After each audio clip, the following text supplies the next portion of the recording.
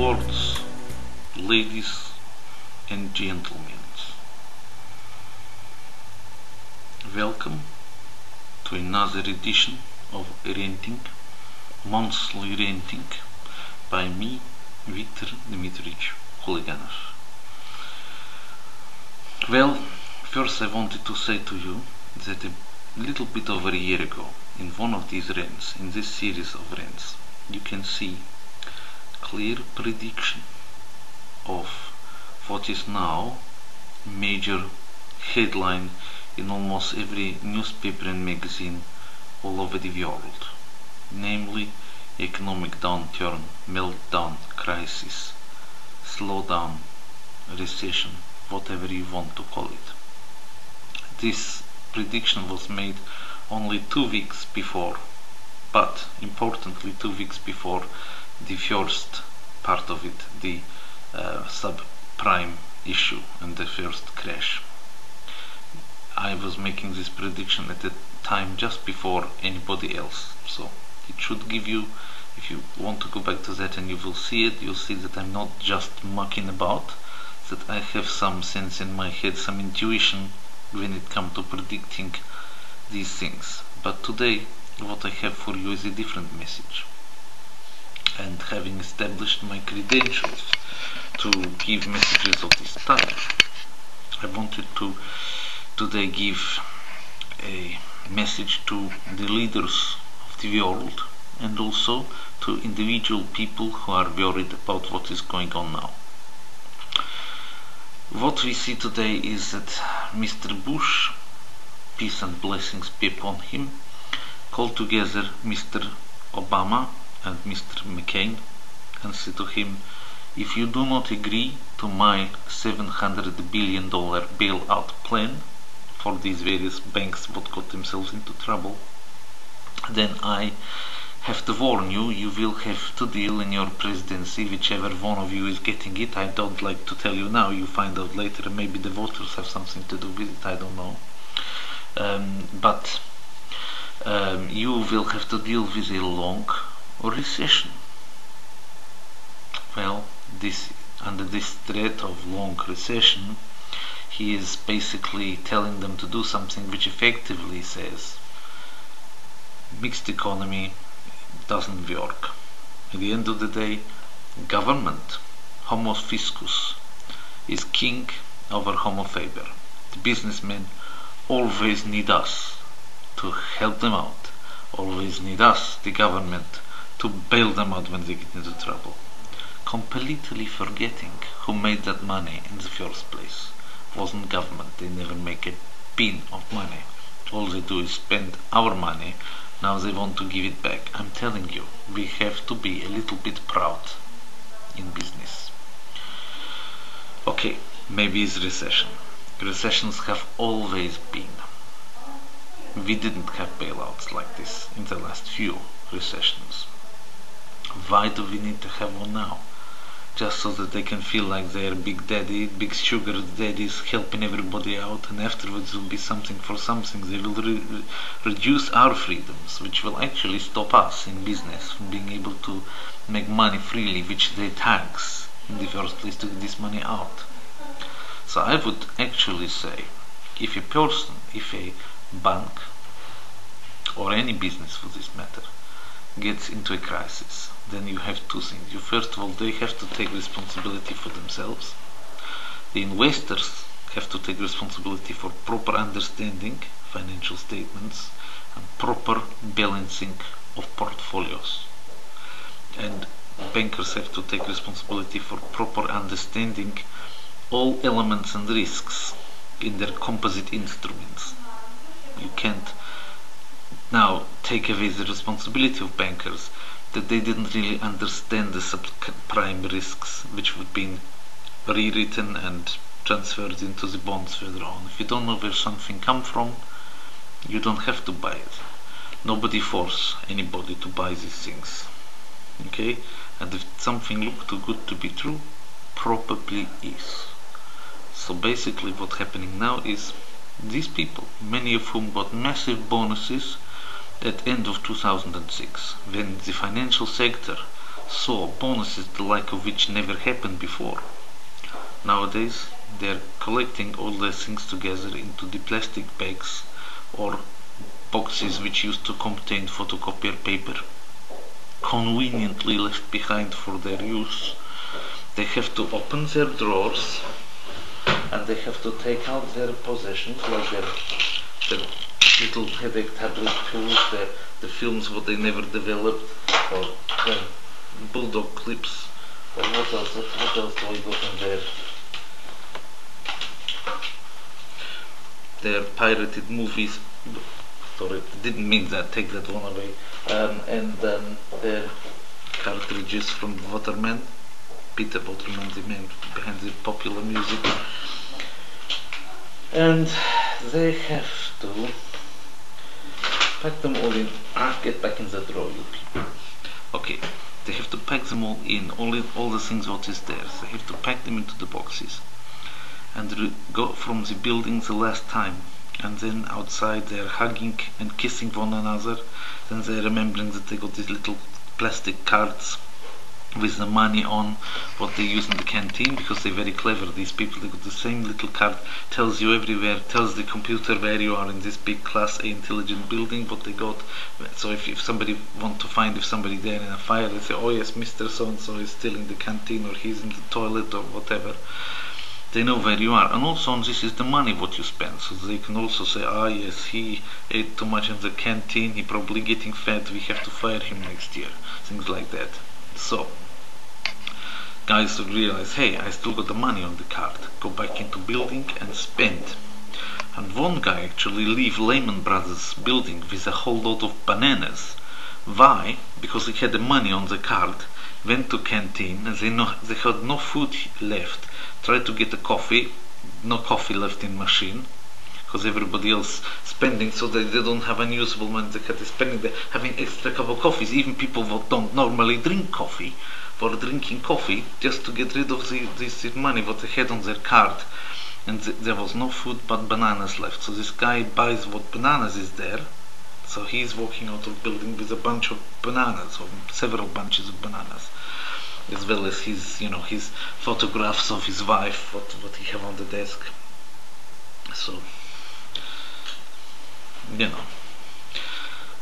so this, you have to say, how can it get to be situation where 2006 year end, massive record bonuses for everybody in sector, and then 18 months later, total meltdown.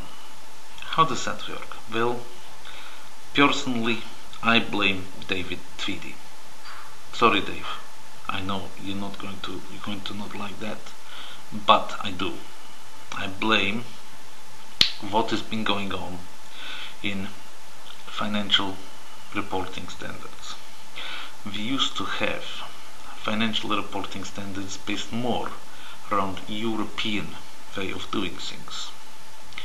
And after 2000, as I start to move from the old IAS to IFRS with more basis of fair value. Now fair value is what one person would pay to buy something. Has nothing to do with what it historically costed.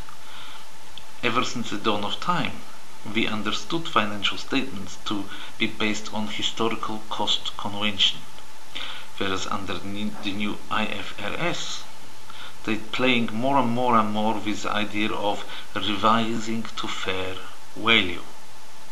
What has this meant? This has meant that you can revalue upwards your assets, especially things like fixed assets, to be at a level what you think somebody will pay you for.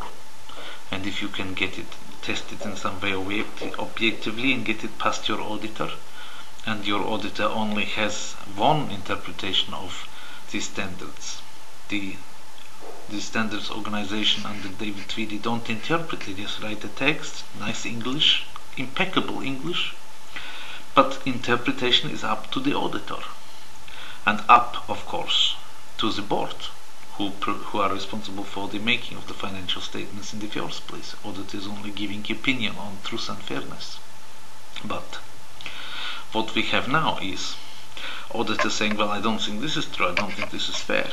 Board saying, oh yes it is, because we think that we know our business better than you, and we believe somebody will pay this and this for, and I got somebody to say yes who is a valuer, and now all of the values of assets are bumped up to what they're calling fair value. But the problem is, fair value means that's what it's worth on that day. Even something like foreign exchange gains and losses. Under the old systems, if you had unrealized exchange gains, you don't show them in the profit and loss account. But now, you have to put them into the profit and loss account even though they're totally unrealized gains. They may never become actual cash. So we've taken a step back from reality, from prudence, and we've taken a step into what business said to us they wanted. But sometimes you shouldn't necessarily listen to what the owners of businesses who stand to make big bonuses want from the accountant. You shouldn't always listen to this. We did, or Mr. Tweedie did, and he unfortunately leads the thought leadership, or provides the thought leadership, or is responsible for the thought leadership in the whole profession worldwide. And he's got to stand up and answer what happened now, because under this less prudent standards of accountancy and financial reporting, what David Tweedie pushed and what he always say, I believe in it. Okay, let's see whether you believe in it now. Mr. Tweedie, what you done? You provided a framework of accounting less prudent than that which was around before. You've allowed people to revalue upwards their balance sheets and the imputed, if you like, value in balance sheet terms. That's not how to value a business, of course. In buying and selling a business, you should do it differently. You need to look at discounted cash flow, of course. But in the question of getting hold of an accounting reporting value of the profit, the results for the year, and also of the state of affairs of a company, you've allowed much less prudence under the framework that you and your team have developed than there was before.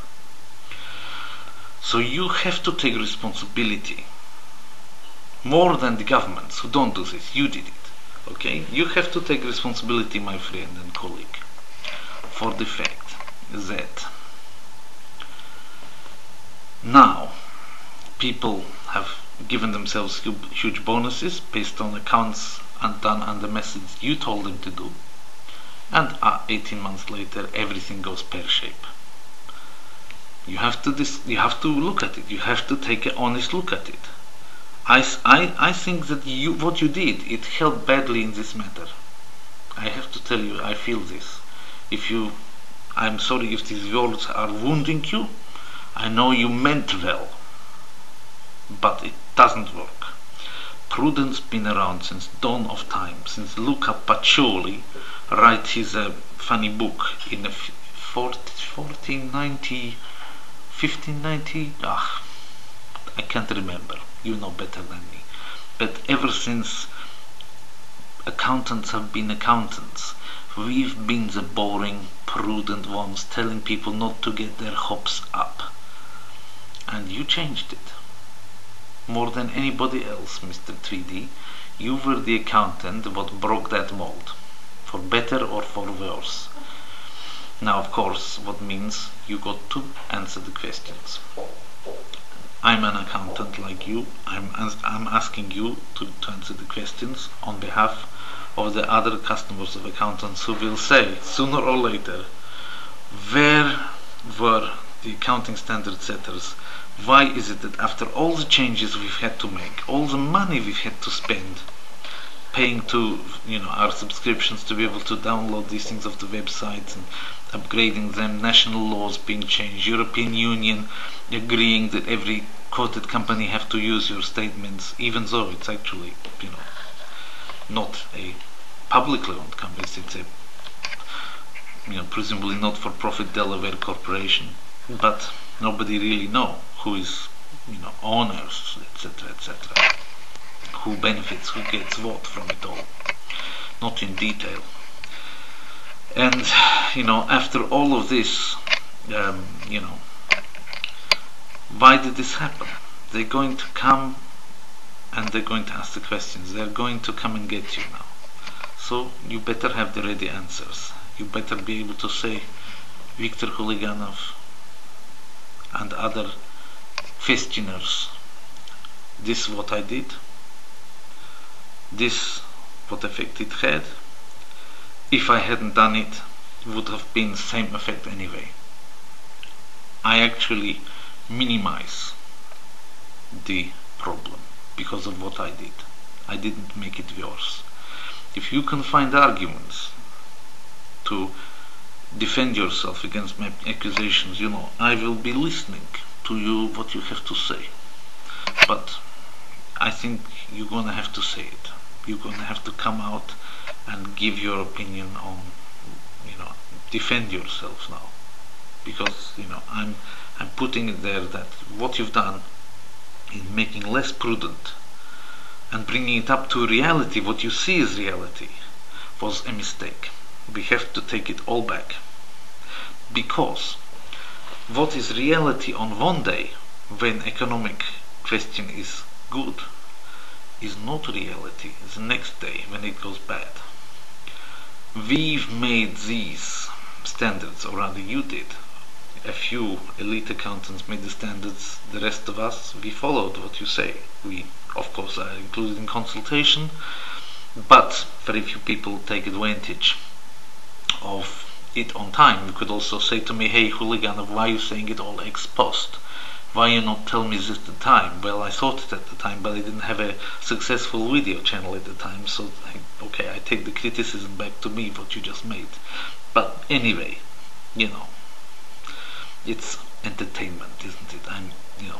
Just don't take it too bad, what I'm saying to you, okay? Don't take it personal. I still drink a beer with you if you like. Anyway,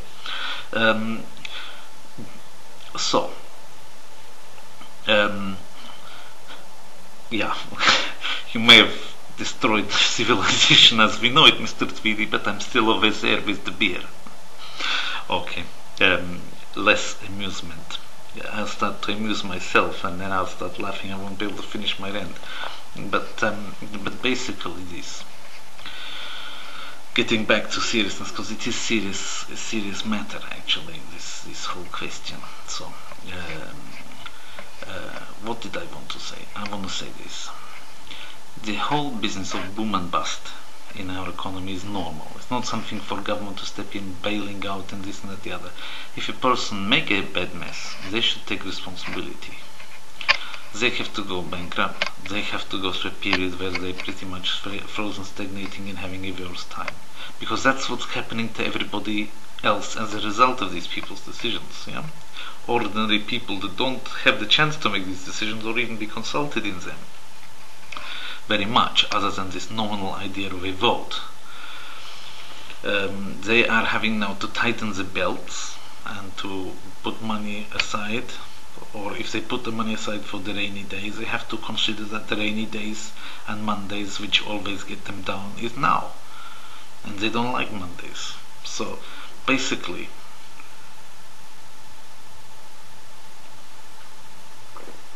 by the way, they say I'm proud to be 100% qualified auditing, bookkeeping, precise, honest, tax advising accountant. So I'm still proud to be an accountant, even though I do think we probably screwed up in this whole IFRS matter. That's my personal opinion. Okay, you can call me a rogue or whatever, but that's my opinion. So we need to undo it. Okay, I know it's conversion of the whole world's markets, etc., etc. I know all the arguments that you can use. Conversion by all means, but around this more in the direction of the HGB, the German HGB. They didn't have these problems. Have you noticed that? Everybody else has problems. The Germans didn't have problems so much. They did a little bit, but not so much. And when they had them, only after introducing more ideas of IFRS. Whereas now, what is different between IFRS and IAS is what the FASB bring in, And look at the problems coming out of America. Do they really qualify to be able to have such a big say? They had one say in the IIS as they were on the panel then.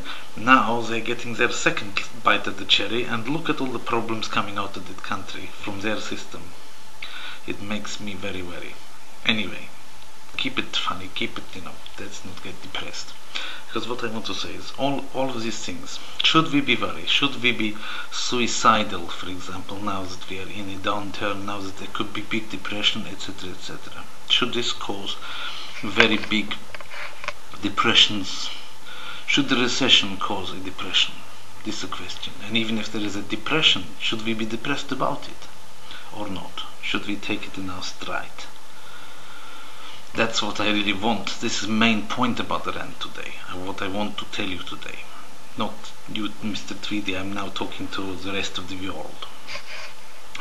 You can listen if you like, of course, but I don't mind, whatever you like. Switch off now or keep on listening to what I say to everybody else. Mr. Tweedie is up to you. So, rest of the world, please listen to the words of Huliganov. This is what I want to say, and I think it will help you.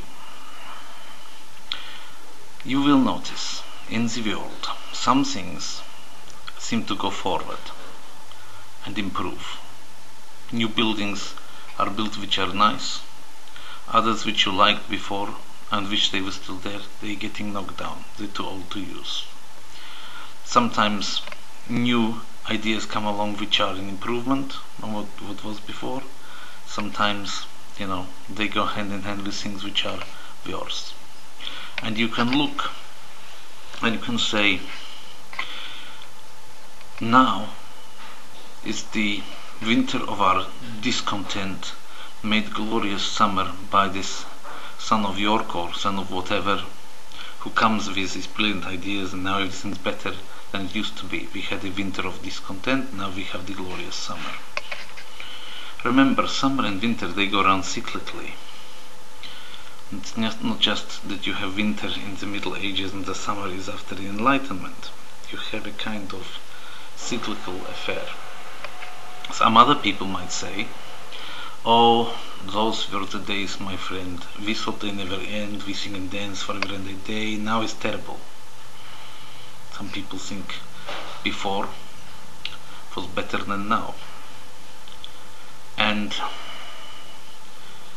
the Bible says something else. The Bible says, think not that the former days were better than these, for thou considerest not wisely concerning this. The Bible, I can't remember exactly what chapter and verse is, maybe I find later, put in the side or whatever, or you can find for yourself. Are the former days better than these? Were things better then and worse now? Well, the Bible shows a lot of things going from bad to worse until the end comes, but still we can see around us, apart from the very observable things going bad, we see very observable things getting better too. So on balance, it's not worse, and it's not better. Another place in the Bible says there's nothing new under the sun. Yes, we got anesthetics, but we also got new diseases. Yes, we got a lot of easy life, things, labor-saving devices, but also we seem to have a lot of malaise. I don't mean Malaysian people, they're very welcome to come, saya cakap Melayu, pandai and all that stuff, but I'm talking about malaise as in feeling of discontent. So, what we have to say is, and I read this in a book by Ben Elton, who is, quite a good, I didn't read it explicitly, but I read something in a book by Ben Elton, and something else in a book by, I can't even remember the name of the lady, but the one who wrote the Adrian Mole books. Sue, not Tenniswood, because it's the person who wrote the Uncle Mort. I can't remember, sorry, I know you deserve to be remembered, okay, but I can't, just getting old. Townsend, Sue Townsend, that's it. Maybe I'm, redeem myself or something now, I don't know. So, anyway, in some of these things, I just start to think on some things that they've written, and it lead me really to a theory. And also recently I saw a series on television, very badly written, could have done better myself, but what is point of saying that if I don't do this, about Lost in Jane Austen, Lost in Austen or something like that, where somebody gets lost into the period of Jane Austen and they're comparing now with the time of Jane Austen. That also made me think a little bit. And I come to the conclusion that the human brain, whoever it is capable, is wired this way, that in the lifetime of a human being you can only have so much pain and you can only have so much pleasure. If you take drugs, or if you have excesses owing to the fact that you have disposable income, all that you will do is take the pleasures all at once, like opening your presents before Christmas. You will have nothing left for later, because even when you repeat these pleasures, you will be desensitized. In economics, we call this the law of diminishing marginal utility, which is an economist's way of saying you don't get so much fun the second time you do something, or the second time you consume something, as you did the first time. It's not strictly true. It's not strictly true of anything. For example, there have been done some researches. Don't ask me for the paper, look it up yourself if you want to find it. I can't remember offhand. I'm doing this unscripted and unrehearsed. But if you want, you can look up. Some researches was done some years back where they check people how much utility they get, how much pleasure they get from listening to a fresh piece of classical music what they never heard before. Something like that thing that was written specially for the Hannibal film, because it was written for the film and nobody heard before. So what time you like? They were asked to listen to it one time, say how much they like it. Yeah. Then a little while later they asked to hear it another time and say how much they enjoy just the experience of listening to it. And they kept on doing this, repeating it with this piece of music a lot of time. And then they done it with other music too. And they done it enough time to come up with a statistically significant sample of people, of different people, and the control group, no doubt they did everything what was needed. I wasn't there, but I assume so. And they came up with the idea that time number 8 of listening to a piece of music gave the maximum utility, so that even the ones they liked at the beginning, it grew on them more and more up to the number 8 time, then afterwards less. So basically you start to, after a while, to enjoy the repetition of something less. So by the same token, sorry, I had to make a slight break. By the same token, the pleasure that you don't experience, for example, if you accelerate it by the use of narcotics, by the use of excessful useful using of wealth, what you save up, the pleasures you save, assuming you live, of course, and sometimes more saving living is also more healthy living. But assuming you live, this is getting extremely, excuse me 1 second.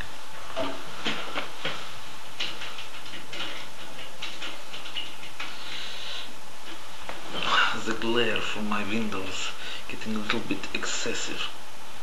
But assuming you live, the pleasures, half my face went blue. I don't know how that happened. Never mind. My face gone blue here. What happened to that? Why is my face blue? I don't understand it. Never mind. I will try to live with this blue face. Anyway. I really don't know what's doing that.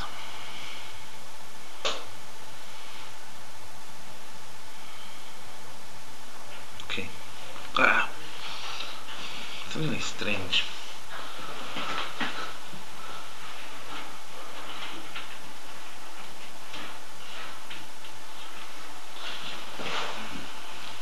Is that any better? No, it's still going blue. What is going wrong with this? Why do I get blue face? Funny. Let's have a look at the options on this. More options. Saturation. Okay, it's more like it. That's nice. That's not black and white almost.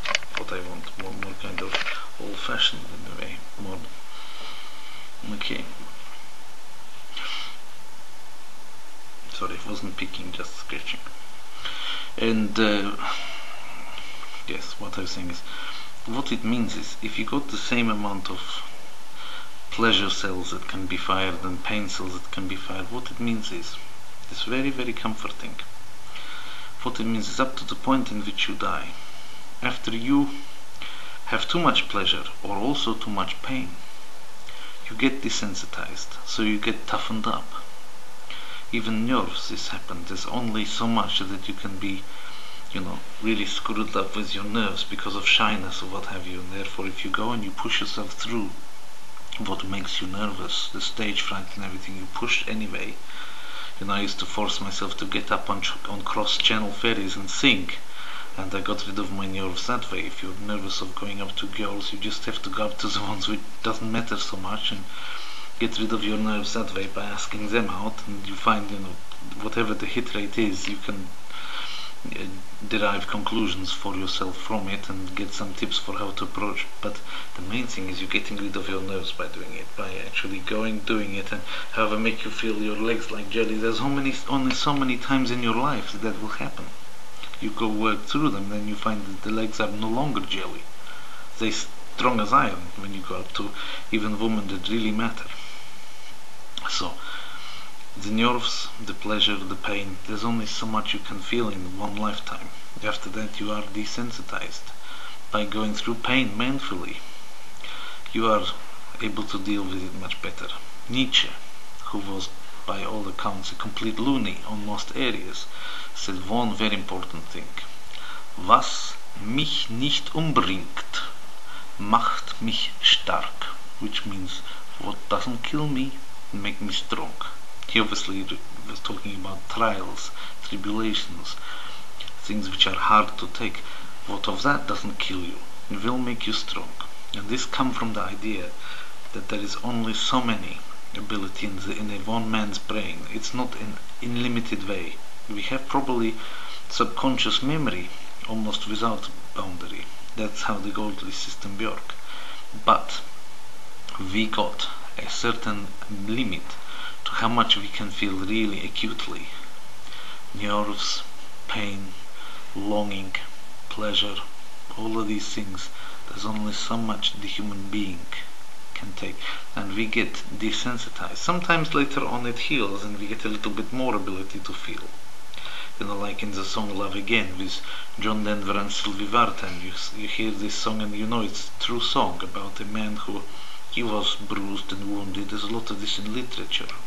In Prisoner of the Caucasus by Pushkin, he thought that he was, already, because he was from difficult love, wounded by the loss of a difficult, a love that he had very, very much. He thought he will not love again. And certainly if you look at sex, the sexual feelings that you get, very intense sexual pleasure you get in your youth, it's not as strong when you get old. It doesn't mean to say it goes away entirely, but you need to be more refined about how you go, about things. So that sometimes one of the reasons why people sometimes at a certain time in their life they got so used to the sex which was very interesting for them is when they were young. Sometimes people in their life they try different things. They try to get into various fetishes. They get into things which when they were young they themselves wouldn't understand why, but because unless they do these things they can't really get from the normal sex that used to amuse them so much the same utility. It's all about diminishing marginal utility. That is the fact that you only have so much pleasure, and it's the same with the drugs. Yeah, people find that they must take a bit more and a bit more and a bit more. Alcohol as well, to get drunk, a bit more and a bit more and a bit more, until you are actually very much damaged by the amount you are taking, just to get that pleasure you had from a little bit. the first time. Now, it's important for you to know that, because if you know that, then you will not go on a wild goose chase after pleasure, and you will not be so afraid of pain and suffering. It works on both sides, as long as you know that, yes? Because if you live to be 100, and you live a life like the people around you, you will have had, although it may have appeared to you completely different, you will have had the same pleasure and pain as everyone else who lived to this age, on balance. Because it will have, the way that you actually react to the things that are around you will come to be the same. It's just it will have apportioned itself differently out over time. So that if you had a lot of pain when you were younger, you become able to deal with these things actually easier than people think. And people think, well, how could he deal with this so much, so easily, the things that happen to him later in life? Well, because maybe that they don't know that what that person had when they were young, they pushed through it, and so they became so tough that they were able to deal with an awful lot, what would kill a person later. I know a number of people here in Poland who were in Siberia after the war. Even grandfather of my first wife, I think I mentioned before, was in Siberia after First War. I also heard somebody else in this office have a grandfather or great uncle who was in Siberia after war, only dying now, in 90s, having been remarkably healthy afterwards. Siberia nearly killed them, but it didn't kill them. And what doesn't kill you make you strong. So this recession will make you strong, even if you lose something. Don't lose the persons near to you. If you're the wife of somebody and you think, he's not making the money anymore, don't go away from this person. Thankfully, in my case, I always trust my wife and can trust her to be there, my stronghold, even in moments when things don't look so good. I can tell you that somebody stole from me. Somebody stole from me a lot of money, and I found out about it yesterday. This is the truth.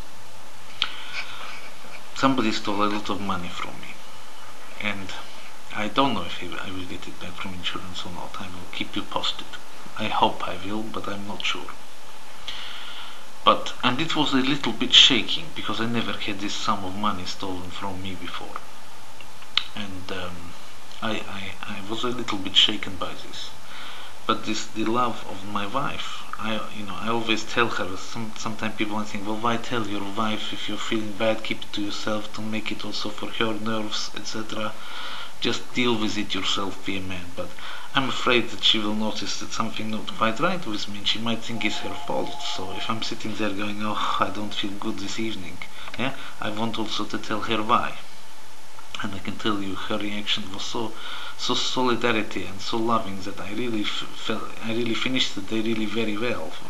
Although during the day I had a very hard time, didn't actually end up going to sleep till quite late at night. But because of this strong marriage and the love of the person close to you, you can deal with a lot more.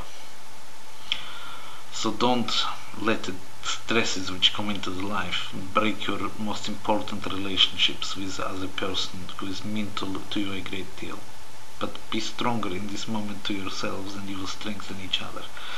Don't let it break your faith in God, because God allows these things to try your faith. You want to actually fail the trial, or you want to show to God that you still believe even when things aren't all great.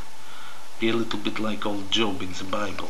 You'll never probably get as much trial as he had, but again, you see, everything come right in the end. So getting back to this recession, it's not that you are going to have less pleasure in your life or more pain because you live in time of a big recession. Accept as a fact, plan around it responsibly, behave honestly and with love and solidarity to the people, but don't get depressed and don't panic, okay? Even if your name is David Tweedie. Thank you very much, and until next time, good night.